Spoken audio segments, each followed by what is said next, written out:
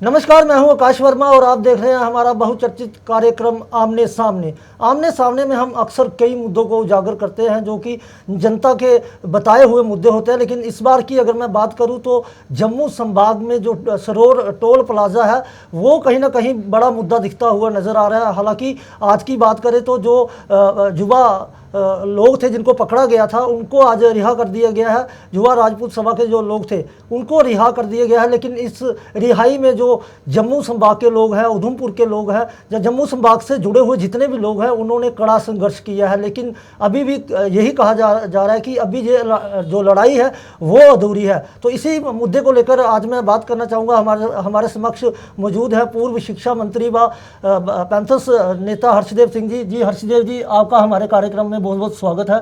सबसे पहले बात करना चाहूँगा, इस मुद्दे को आपने भी बढ़ चढ़ कर उछाला था क्योंकि अब ये डोगरों के हित की बात बन गई है। तो किस तरह से इस लड़ाई को आप देख रहे हैं? देखिए, सबसे पहले तो मैं ये कहूँगा कि एक अपॉर्चुनिटी मिली है जम्मू के लोगों को इस एजिटेशन में इकट्ठा होने की और एक साथ मिलकर जो चुनौतियां हैं उनका मुकाबला करने के लिए।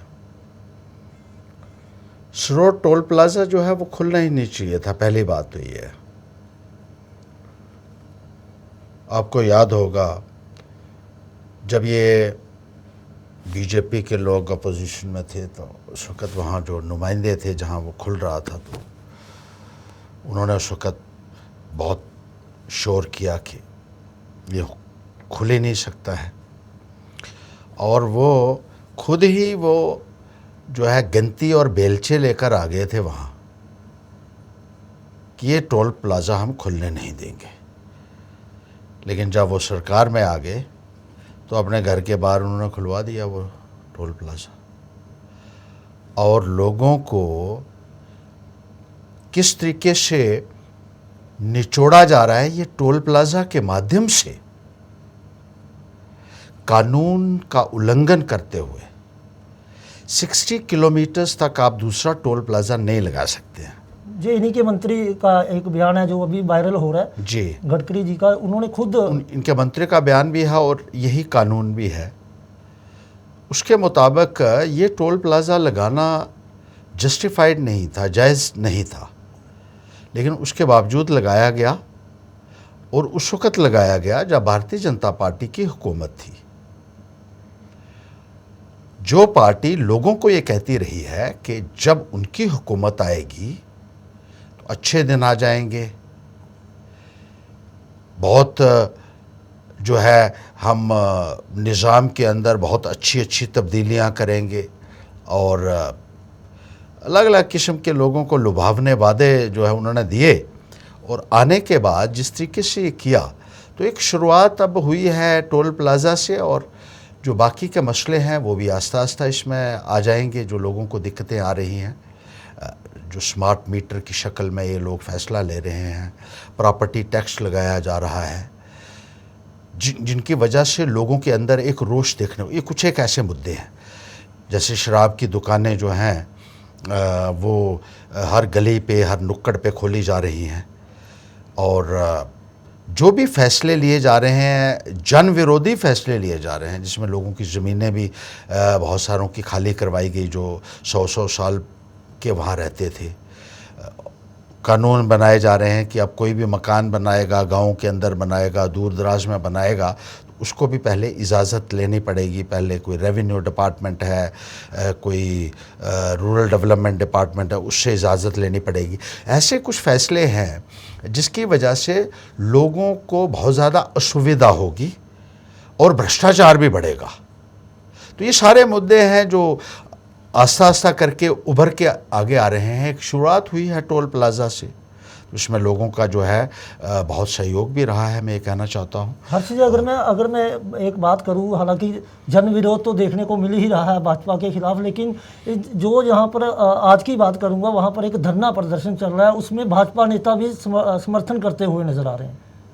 तो इसको लेकर क्या कहेंगे आप? देखिए, अब लोगों की जो जज्बात है वो उभर के बाहर आ रहा है, और नेता लोग अब घबरा भी रहे हैं जो भारतीय जनता पार्टी के साथ जुड़े हुए हैं। तो उनको भी लग रहा है कि भारतीय जनता पार्टी में तो चले गए हैं, और इसलिए गए कि वो ये सोचते थे कि यहाँ जाके उनको शायद फ़ायदा मिलेगा। ये एक आसान राह उन्होंने सोची थी कि यहाँ जाकर शायद वो आसानी के साथ जो है वो जो चाहते हैं वो हासिल हो जाएगा। लेकिन जहाँ जो है हवा का रुख जो था वो अब बदल रहा है, अब वो देख रहे हैं, इसलिए वहाँ से निकलने का भी बहुत सारे नेता जो हैं वो रास्ता खोज रहे हैं कि किसी न किसी तरीके से अब भारतीय जनता पार्टी से भी बाहर निकलें, इसलिए वो भी सड़कों के ऊपर आ रहे हैं। अगर मैं बात करूं तो अभी जिस तरह से ये धरने प्रदर्शन चल रहे हैं और लोगों का जो जन विरोध है वो भाजपा के खिलाफ दिख रहा है, लेकिन फिर भी अगर भाजपा की अगर हम बात करें तो वो उनका यही कहना है कि अगर विधानसभा चुनाव होते हैं तो भाजपा अच्छी सीटें लेकर आएगी। देखिए, ये तो वक्त बताएगा कि ऊंट किस करबट बैठता है, ये तो वक्त ही बताएगा ना। इस वक्त जो हालात बने हुए हैं तो मुझे नहीं लगता है कि कोई आदमी भारतीय जनता पार्टी के नेताओं के साथ खड़ा होने के लिए भी तैयार है। उनके साथ चलना तो दूर की बात है, लोग महसूस कर रहे हैं कि उनके साथ गलत हुआ। जो वादे किए गए उनके ऊपर कहीं भी कोशिश नहीं हुई कि अमली यामा पहनाया जाए उनको, और बहुत सारे लारे और नारे और बड़े बड़े ऐलानात करने के बाद लोगों को निराशा ही हाथ लगी है। लोग आज मायूस हैं, लोग गुस्से में हैं, और वो गुस्सा साफ दिख रहा है। अब भारतीय जनता पार्टी को पता नहीं कौन से चश्मे से वो देख रहे हैं कि उनका कोई बेहतरी होने वाली है आने वाले वक्त में। लोगों ने तो मन बना लिया है कि इस बार भारतीय जनता पार्टी को चलता करना है।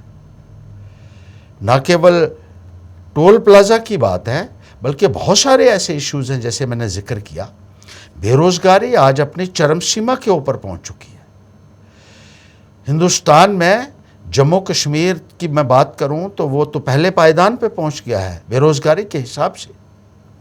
पढ़े लिखे नौजवान सड़कों के ऊपर बैठ रहे हैं, और पहली बार ही हुआ कि पढ़े लिखे नौजवानों को, लड़के लड़कियां को सड़क पर बैठकर बूट पॉलिश करने पड़े।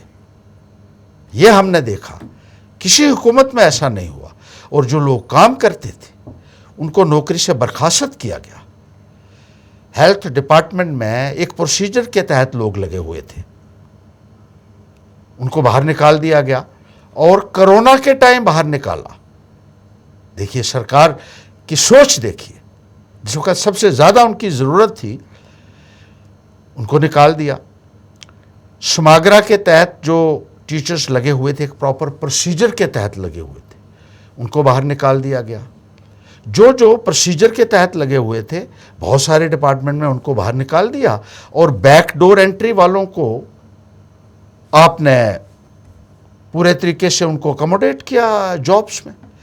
सत्यपाल मलिक जी ने कहा कि J&K बैंक में 3000 लोगों को गैर कानूनी तरीके से भर्ती किया गया है, और बहुत बड़ी धांधली है उन्होंने कहा।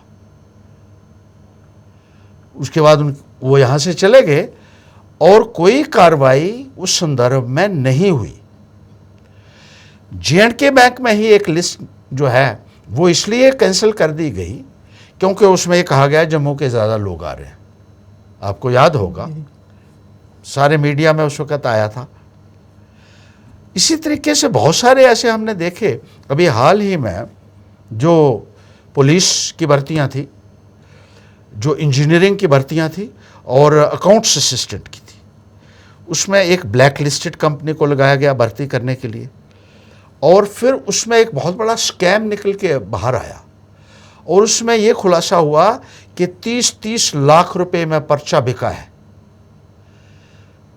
ये हो रहा है भारतीय जनता पार्टी के राज में, जो बड़ी बड़ी पीठ अपनी थपथपाते हैं, वो बड़ी बड़ी छाती ठोक के जो है बड़े बड़े बयान देते हैं ट्रांसपेरेंसी की बातें करते हैं, अकाउंटेबिलिटी की बातें करते हैं, जी हर्षी, लेकिन हकीकत में क्या हो रहा है, इसकी वजह से लोगों के अंदर एक भारी रोष देखने को मिला। हर्षी, अगर मैं बात करूं तो जिस तरह से भाजपा कहती है कि धारा 370 हटने के बाद मैं जम्मू संभाग की बात करूंगा, जम्मू संभाग में विकास कार्य हुए हैं, और अब जिस तरह से जम्मू संभाग के लोगों को लगातार तोहफे पे तोहफे मिलते आ रहे हैं, तो इसको लेकर क्या कहेंगे कि क्या विकास कार्य हुए हैं, और जिस तरह से ये तोहफे दिए जा रहे हैं जम्मू संभाग के लोगों को, इससे लोगों का कितना भला होगा?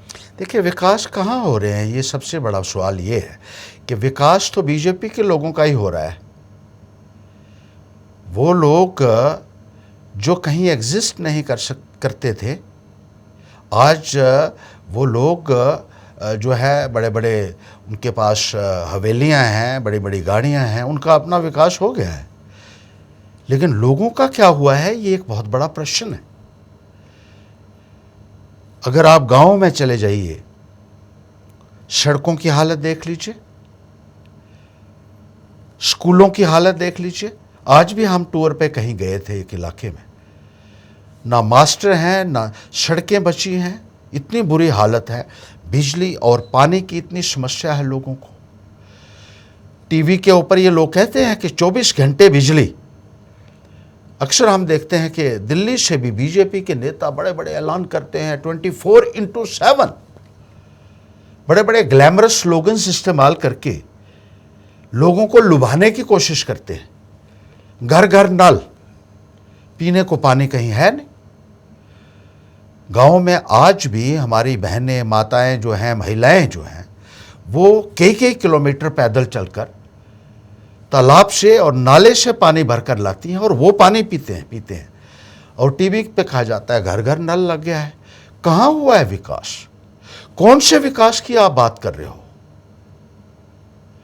भारतीय जनता पार्टी के नेता जो कहीं एग्जिस्ट नहीं कर सकते, मैंने कहा वो बहुत दूर पहुंच गए, उनका विकास हुआ होगा।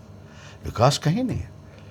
और 370 जिसके नाम पर आप बड़ी छाती पीटते हैं, आपने तो बिल्कुल वो कानून भी निरस्त कर दिए जो महाराजा हरि सिंह जी ने बनाए थे।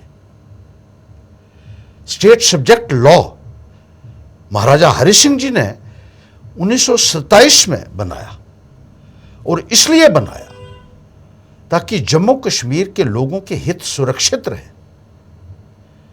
उनको पता था कि कल के अगर बाहर से लोग आएंगे तो एक यहां का रहने वाला जो नौजवान है, यहां का रहने वाला जो किसान है, कहीं ना कहीं उसको अफेक्ट करेगा और उसके हिस्से में कटौती हो सकती है। इसलिए उन्होंने ये कानून बनाया था जो आज तक चलता रहा। आपने सब कुछ खत्म कर दिया। बाहर वालों के लिए आपने ज़मीनें खोल दी, बाहर वालों के लिए आपने जॉब्स खोल दिए। हमारा नौजवान कहाँ जाएगा? आज आप देख रहे हैं यूपी और बिहार से लोग यहाँ आकर, जो हमारे लोग रेहड़ी लगाने वाले थे, उनके रोजगार के ऊपर भी आज असर पड़ा है। हमारा जो मजदूर तबका है उसके ऊपर असर पड़ा है।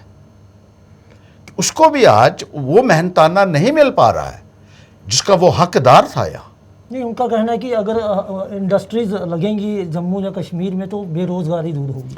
इंडस्ट्री लगने के लिए पहले भी कोई पाबंदी यहाँ जम्मू कश्मीर में नहीं थी, बल्कि पहले भी जो इंडस्ट्री लगी है उनको रियायतें दी गई हैं जम्मू कश्मीर के अंदर। उनको काफ़ी सारी कंसेशंस का प्रावधान था। और आप 4 साल से ये ढिंढोरा पीट रहे हैं कि इंडस्ट्रियाँ आएंगी और यहाँ के लोग, कब वो आएंगी और कब रोज़गार मिलेगा ये तो हमें बताइए। अभी तक तो हमें कुछ दिखा नहीं। अभी तक तो सिर्फ हम आपकी कहानी सुन रहे हैं कि ये होगा वो होगा, लेकिन हकीकत ये है कि नौजवानों को अभी तक 4 सालों में नुकसान ही हुआ है। और बाहर से जब लोग आते हैं यहाँ तो कहीं ना कहीं हमारे लोगों के हिस्से में, हमारे नौजवानों के हिस्से में कटौती होती है, और जो हुई है और जो नौजवान अभी महसूस भी कर रहा है। जी हर्षी, अंत में पूछना चाहूँगा, क्या सरोवर टोल प्लाजा जो है उसे हटाया जाना चाहिए? देखिए, बिल्कुल हटाया जाना चाहिए। वो कोई जस्टिफिकेशन नहीं बनती है ये भारतीय जनता पार्टी की यह सरकार ये सोचती है कि हम जो भी कर देंगे यहां जम्मू में, हमें कोई पूछने वाला ही नहीं है, हम जो मर्जी फैसला ले लें। किस तरीके के फैसले इन लोगों ने लिए? स्टेट हमारी छीन ली, एक झटके में आपने स्टेट छीन ली। एक ऐसी स्टेट जिसको पूरे हिंदुस्तान में डोगरा स्टेट के नाम से जाना जाता था, जो महाराजा हरि सिंह जी ने जब विलय किया हिंदुस्तान के साथ, तो कुछ सेफ गार्ड्स के साथ किया और कुछ सोच के किया। ये एक इंडिपेंडेंट प्रिंसली स्टेट थी हमारी। जब विलय किया, ये सोच के किया कि हमारे लोगों के हित सुरक्षित रहेंगे यहां। लेकिन आपने क्या किया? आपने तो वो स्टेट गर्दन ही काट दी। यूनियन टेरिटरी की स्टेट्स बनती हैं, लेकिन स्टेट की यूनियन टेरिटरी पहली बारी बनी। उसके बाद आपने जम्मू कश्मीर को जमहूरी निजाम से ही वंचित कर दिया। 5 सालों से आपने चुनाव नहीं करवाए जम्मू कश्मीर के अंदर, तानाशाही यहां आप निजाम चला रहे हैं, कायदा और कानून की धज्जियां उड़ाते हुए आप यहां को ब्यूरोक्रेटिक रूल आप चला रहे हैं। संविधान ये कहता है कि इलेक्शन एक का टेन्योर जब खत्म हो तो दूसरी इलेक्शन हो जानी चाहिए। सुप्रीम कोर्ट कहता है 6 महीने के अंदर इलेक्शन होनी चाहिए। आप 5 सालों से यहां प्रॉक्सी रूल चला रहे हैं। बाहर से आपने ब्यूरोक्रेट्स लाए हुए हैं, कोई यूपी से कोई बिहार से लाया हुआ है, जिनको यहां की कोई जानकारी ही नहीं है, ना यहां की ज्योग्राफी की जानकारी है, ना यहां की भाषा की, ना यहां के लोगों की समस्याओं की जानकारी है। वो किस तरीके से यहां के लोगों को इंसाफ दिला सकते हैं? लेकिन आप सोचते हैं कि आप कुछ भी कर सकते हैं। लोगों को यहां कीड़े मकोड़ों की तरह समझा जा रहा है। जो मर्जी कानून दिल किया वो थोप दिया, रात को फैसला किया और सुबह वो कानून लोगों के ऊपर थोप दिया। यही हो रहा है। डोमिसाइल कानून एक दिन आ जाता है, एक दिन कानून बना देते हैं कि यहाँ के बच्चे बाहर जाकर कॉलेज में अगर एडमिशन लेनी है तो आपको दूसरी स्टेटों में जाकर पहले एक एंट्रेंस टेस्ट देना होगा। फिर जब इस आदेश की जस्टिफिकेशन लोग पूछते हैं कि इसका मतलब क्या है भाई, हमारे बच्चे और बच्चियां आप भेज रहे हैं कहीं लुधियाना में, कहीं जलंधर में, वो बेचारे सड़कों के ऊपर बच्चे वहां सोए एग्जाम देने के लिए। और उसके बाद जब कॉलेज में एडमिशन देने की बात आई, उसने कहा वो एग्जाम तो ऐसे ही था, वो हमने ऐसे ही लिया, वो तो कहीं उसका तो कोई महत्व ही नहीं है। किस किस्म के फैसले लिए जा रहे हैं? लोग जो हैं वो इस वक्त बहुत परेशान हैं, और जितने फैसले हो रहे हैं वो ये समझ के लिए जा रहे हैं कि हमें कोई पूछने वाला ही नहीं है। तो अब पूछने वाला तैयार करना पड़ेगा लोगों को, जो इनको पूछ सके कि शराब की दुकानें आपने गली गली में कैसे खोल दी, लोगों की मुखालफत के बावजूद। गली मोहल्ले में, मंदिरों मस्जिदों के पास, तालीमी अदारों के पास आपने खोल दिए, कानून की धज्जियां उड़ाते हुए। आप तो किसी को समझने के लिए तैयार ही नहीं। आप किसी का ये जो है वो सुनने के लिए तैयार नहीं है। आप तो कोई सुनवाने वाले लोगों को तैयार करना पड़ेगा ताकि वो पूछ सके, सरकार को जवाबदेह बना सके। और हम लोग इसमें जो है वो जितने भी इनके फैसले हैं अक्सर हम उनको उठाते भी रहे हैं, चुनौतियों के बावजूद उठाते रहे हैं। लेकिन अब लोगों को फैसला एक करना होगा कि क्या इसी तरीके का निज़ाम चाहिए जहां आए दिन एक नया कानून आप लोगों के ऊपर थोप दिया जाता है और लोगों को प्रताड़ित किया जाता है, लोगों की भावनाओं की कोई कदर नहीं होती है, लोगों के जज्बात को समझने के लिए कोई तैयार नहीं है। यह ऐसी हुकूमत चाहिए जो ऐसे कानून बनाए जो जनहित में हों, और ऐसी लीडरशिप आगे आए जो लोगों की आवाज़ बन सके सही मायने में। यह फैसला लोगों को करना होगा, और मुझे लगता है कि अब लोग समझ चुके हैं और आने वाले वक्त में ठीक फैसला लेंगे, ये मैं मानता हूँ। देखिए, ये थे हर्षदेव सिंह जी, जिन्होंने हमारे कई सवालों के जवाब भी दिए और जो जनता से जुड़े हुए मुद्दे हैं उनको भी उजागर किया है। इनका यही कहना है कि अब सरकार को पूछने वाला जो नुमाइंदा है वो लोगों को सामने लाना होगा, ताकि जो सरकार की कार्य प्रणाली है उसका जवाबदेह कोई ले सके उनसे। लेकिन फिर भी अगर विधानसभा चुनाव होते हैं तो हर्ष जी का कहना है कि अगर सरकार विधानसभा चुनाव करवाती है तो भाजपा का सफूड़ा साफ हो जाएगा। तो ये था हमारा आज का अंक। अगले अंक में एक बार फिर से नई शख्सियत के साथ आपके साथ हाजिर होंगे। तब तक के लिए दीजिए इजाज़त। नमस्कार।